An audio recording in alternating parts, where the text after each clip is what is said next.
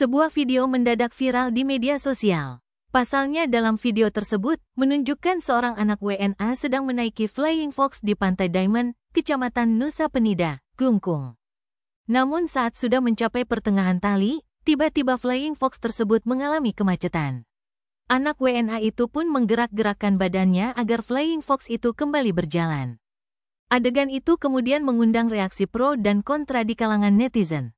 Peristiwa itu dinilai membahayakan keselamatan, sehingga menimbulkan perdebatan mengenai keamanan wahana wisata di lokasi tersebut. Beberapa pihak juga mengkritik kurangnya standar keselamatan di wahana tersebut. Usai viral di media sosial, kini wahana Flying Fox di Pantai Diamond, Nusa Penida tersebut ditutup sementara oleh Satpol PP Kabupaten Klungkung. Penutupan ini dilakukan setelah dilakukan pengecekan di lapangan bersama instansi terkait seperti Dinas PUPR, Camat Nusa Penida, dan DLHP. Camat Nusa Penida Kadek Yoga Kesuma menjelaskan bahwa berdasarkan hasil pengecekan, bahwa pihak perusahaan belum dapat menunjukkan dokumen perizinan yang diperlukan.